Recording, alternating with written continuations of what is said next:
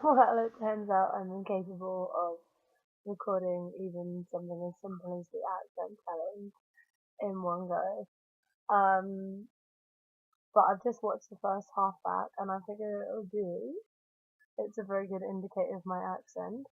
So I figured I'd just record the second half and see what happens. Um, we were on my birthday, which like I said, not a happy subject for me. Like I said, I usually kind of overlook my birthday and then, I don't know, spend it alone or spend it with a few people and spend the whole time wondering if things are ever going to change. Ugh, aging, huh? What a bitch. So what was the last thing I drank? Cheap Sauvignon Blanc Columbine blend from Waitrose called the Whale Crawler. You saw it on camera. Here it is. Um, it's good enough. It's aromatic enough. I've been on enough wine courses to know that it's cheap piss and I shouldn't be drinking it. But I also have been on enough wine courses to know what I like, and so this hits the appropriate nose in a moment. Like I said, I've had a shit day. Um, so yeah. 15. Oh, this is a barrage of fundamentally important questions. Here we go. Would I rather have $1 million or a million friends? Well, this is going to sound probably unusual to a lot of people that know me, but I'd rather have $1 million. Actually, maybe it won't sound unusual.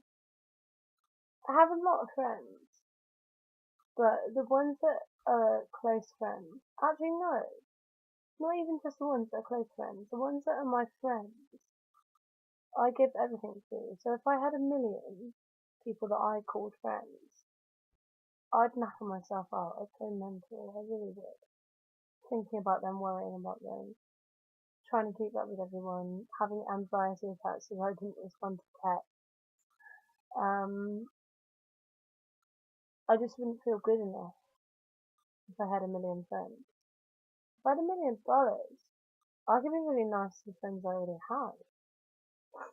I could be really nice to my mum. Yeah, I could probably take a few months out to figure out what I want to do in life. If I had $1 million, I'd be set. So I know it's probably supposed to be the horrible bastard option, but I'd rather have $1 million.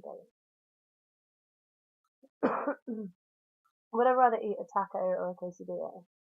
Well, I've never met either genre that I don't like.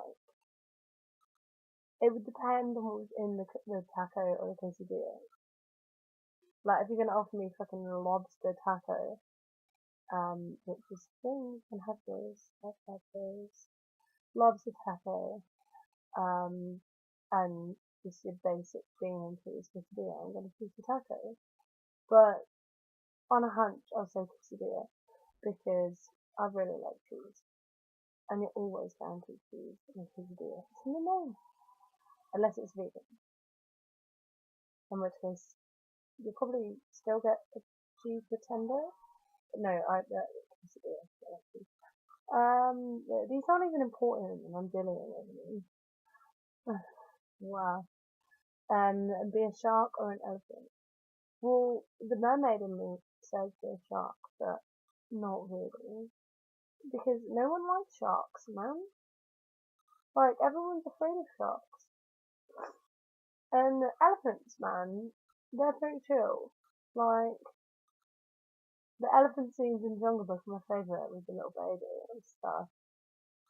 Um, but, they can be pretty scary when they want to be. I think I probably already am an elephant. Like, I don't forget anything.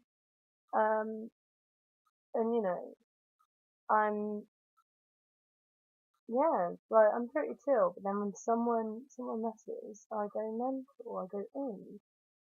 So I probably already am closer to an elephant than a shark. Although blast sharks, they are quite misunderstood, aren't they? Never mind.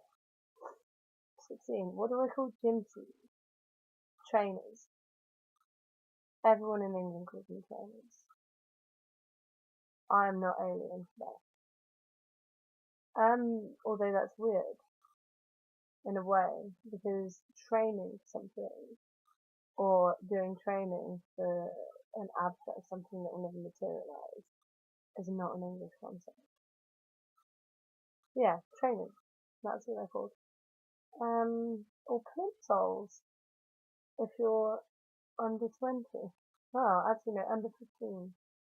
In primary school, you wear plimsolls to be weird, not trainers. Trainers only come in secondary school and then they're a state of people. What do I call a wheeled contraption in which I carry groceries at the supermarket?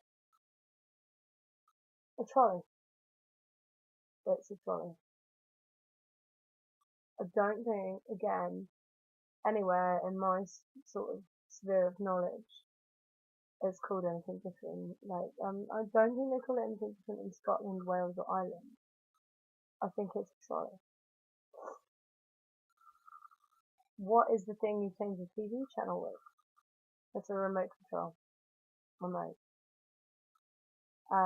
In my mum's house, it's called the moat. Who's got the moat? Like, or I give you the moat. My nan, my great grandma actually, it was always called the zapper between sort of the circle of family that she used to live near. So like my grandma, my great aunt, my aunt and their lot, they always called it the zapper. And she always used to call it the dapper, which I found endearing, and I kind of wish I'd carried on verbally. Maybe I'll put that up. But yeah, no, it's the remote. It's the remote control. And it's of little to no consequence to me because any TV I watch is on my computer or my phone. Unless I'm at mum's, in which case I only really take control if there's absolute shite on, and I have to.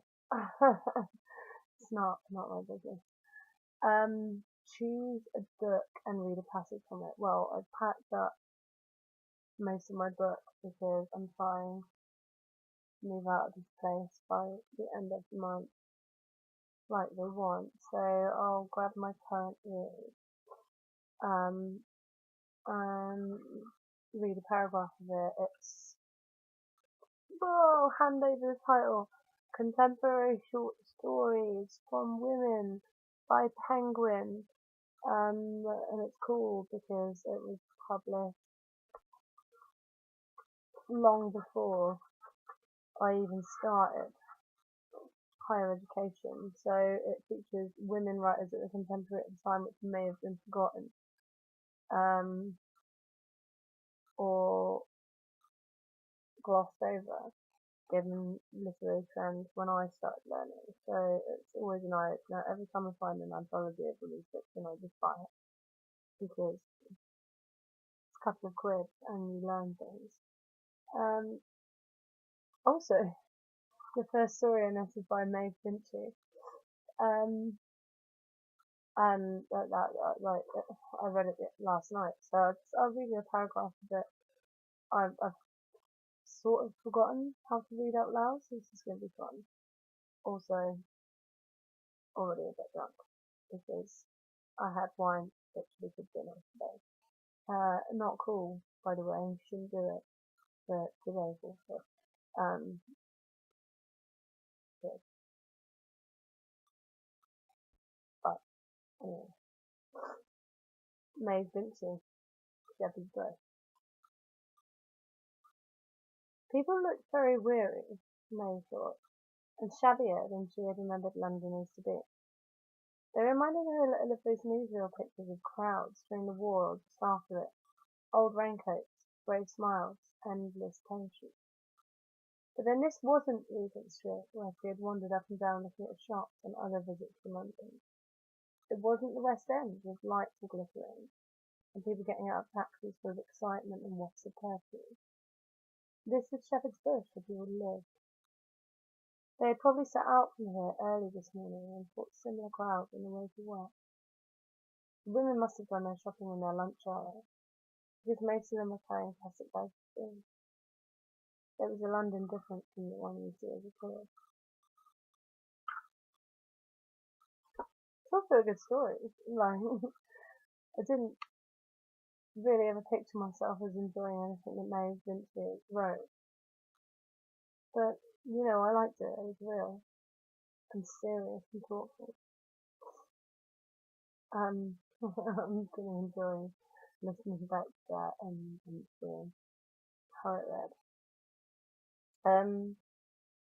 Do I think I have an accent? Everyone has an accent. Like, that was the first thing they taught me in English language. Everyone has an accent. There is no real correct way to speak English language. I come very close to, like, the C pronunciation, like how you're properly supposed to say it. But there are twangs because of how malleable it is, because of my upbringing, that mean that I don't. But everyone has an accent. Like, I can't be slagging off an American because they've come into my country and they've got an accent. So I've got just equally as big and bad of an accent. Everyone's got an accent. No one is accent free. There is no default. That's just not a thing. Like I said, I'm the closest it comes to like an idea of accent free. The idea that shouldn't exist. Like, probably in my family. But I don't know, because like the idea of accent free, it doesn't exist. Everyone has an accent. Everyone's gonna say something weird. Not weird. Everyone can say something that's different to where, or like somebody who comes from a different place says it. There's no X marks the spot and no X, Y, and Z in terms of grammar. I think is what I'm saying. There's no proper way to talk. There was an idea of it, and hopefully in the next few decades that will die. I come pretty close to it, but I don't consider myself to be any better or worse than anybody as a result. And I would like to think that that's the same thing that would happen with me. Had a particularly depressing moment with a friend's girlfriend's mother, where she took a real shine to me because she considered that I spoke properly. And yeah, I loved her accent. She came from Essex, which is an area, for those who don't know, sort of east of London, that has its own kind of regional pride and set of moors, but in terms of English caste structure has been kind of looked down on. And I loved her accent because everything she said to me felt authentic, whereas everything I say sometimes feels kind of cultivated. And so it's really sad for her to tell me that she was pleased and my mum must be really proud that I spoke properly. Because I could have all the opportunities I want. I'm just down, so yeah, to be honest. Um, but that was just sad to me because I mean she was a really wise, smart woman, and I really loved her accent. I love most regional accents. My favourite accent ever is Glaswegian. Um, that's incredibly difficult for a lot of people who don't come from there to understand. But like somehow I get it, and I like listening to it. I can listen to it for days. But yeah, no, strong regional accents. I like it. And I like it when people with strong regional accents make it as well, like into the mainstream. I think it's fantastic. Um, Obviously provided they're not like hate figures or anything. But people, like Paula Grady, Lorraine Kelly. Think about that for a minute. Like, they don't talk like proper, and they're daytime TV stalwarts. Everyone loves it. It's so cool. Don't really, don't really agree with her replacing all of her own hair and her own tits, but I mean, gosh, she hasn't had accent. She hasn't had her teeth in, has she? She's still good in that lot. I think it's good. Diversity of accents, I like. Everyone has an accent. Anybody who says no to this question, you just need to kind of think about it more in terms of logistics. It's like, well, you might not have an accent in relation to where you come from, but you do have an accent the minute you go somewhere else. So you have an accent. not that hard. Do I know anyone on Tumblr in real life? I know loads of people on Tumblr in real life. I am that dickhead that does. To start with people that I know from my real life and now have on Tumblr. There's three that I can think of at the moment. There's Natalie Kane. She is great. I lived with her in university. Amazing girl. She's gone on to become the most tech-brained English word I think I can ever imagine. She was curating an art gallery in Brighton. I'm not really sure what actually her job title is now, because she actually is making something of her literature degree. She's doing something artsy, but she's successful. Um, and she knows about computers and coding and things. Her Tumblr is NBK. She's beautiful. She reads books. She thinks, and like I said, developed that maths brain, that bit of my brain that I could never develop, that I always admire in other people. And it was probably latent in her when we were blowing ourselves up and drinking cheap cider and acting like twats as students and doing like student radio and student newspaper and stuff. But she's amazing, yeah. So I know her. I know John James, and he's Sater Dash Song. I knew him kind of casually at uni. Beautiful boy, wonderful boy. Um, in a relationship and living in Brighton now. Um, he writes a lot about the same kind of things as me, about like getting over depression and anxiety, and being taken seriously at work and thinking about things while you are.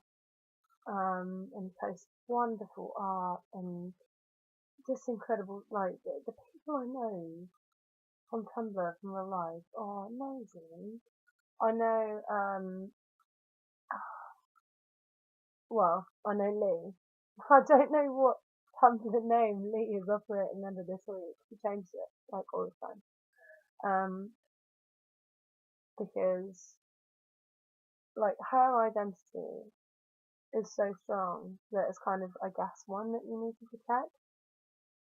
It's not the kind of thing that she kind of casually wants like workmates and stuff bowling into. I don't think.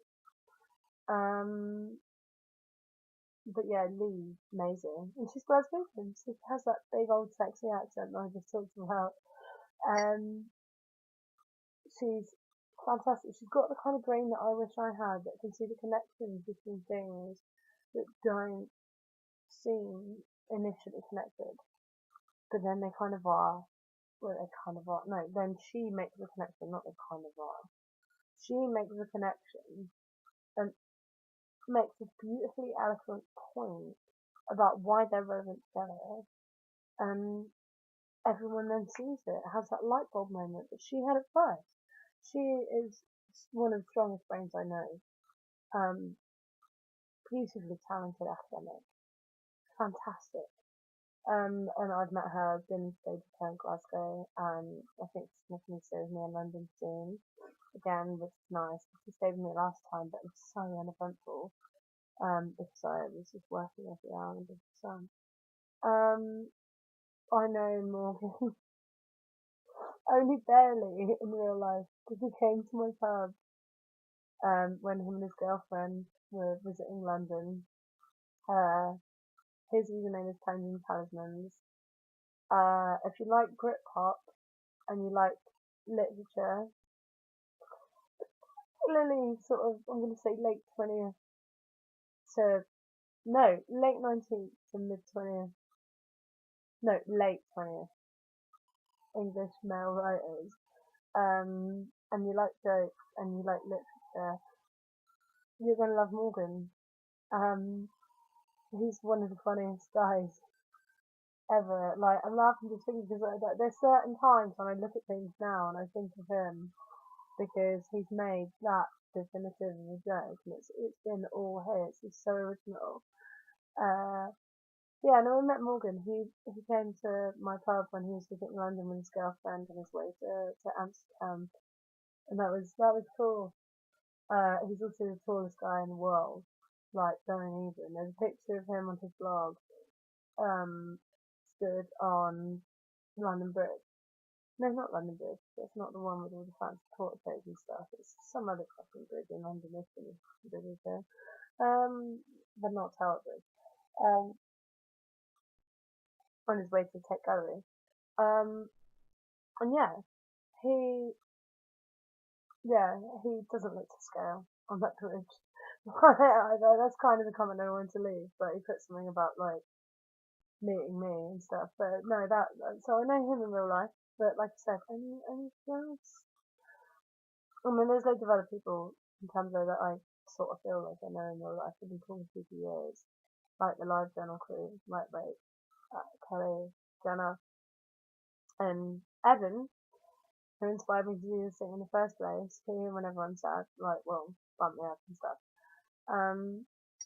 I guess that's the beauty of it. But yeah, no, I know people on Tumblr. I know people who kind of have flirted with Tumblr as well, and not really taken it on board. And I know should, because it's good.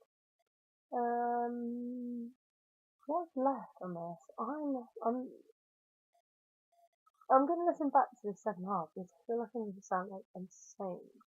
I really do. What have I got?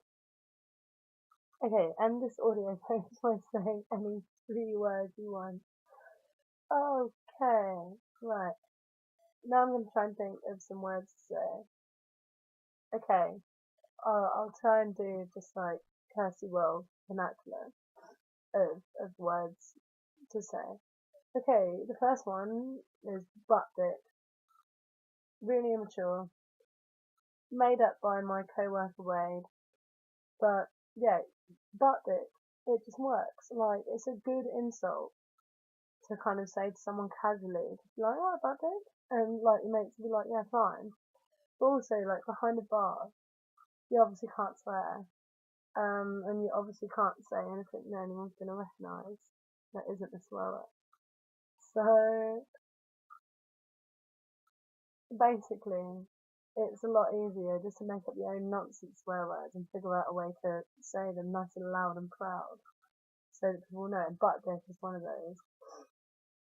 Like, you can seg it into a yawn. You can shout it on like a Friday when the music's playing. You just like butt dick, and then go to high five one of your co-workers. It sounds super code. It's a good tense maneuver, but it baffles people. They don't know what you said. So yeah, butt dick, a good mystery swallow. I don't know. I don't really know what else to say.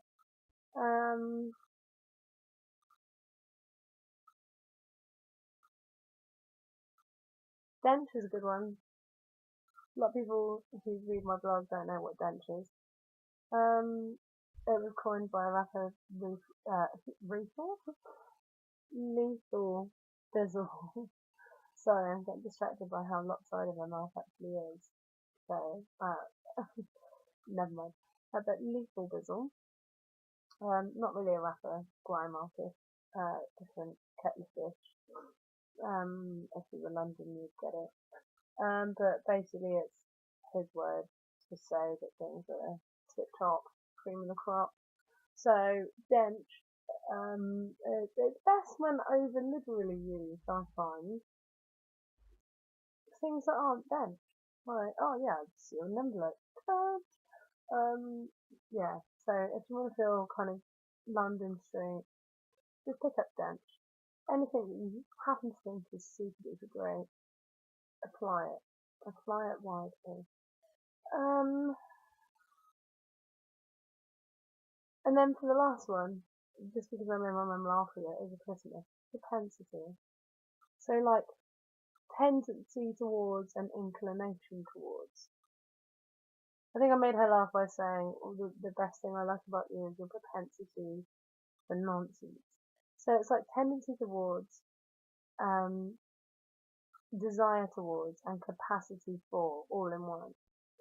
So, whatever you like someone for, turn around and tell them that it's like, I don't know, like, you could like someone for their propensity for, like propensity for nonsense. Like my mum, it's always like everything she says is funny because she chats so much. But propensity for nonsense. I've gassed it up. I like that. I like that Victorian vibe. But I don't know. Like my friend, I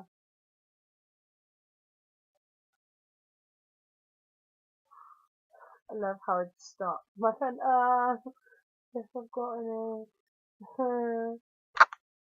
yeah, my friend Luke that I just mentioned. Her propensity for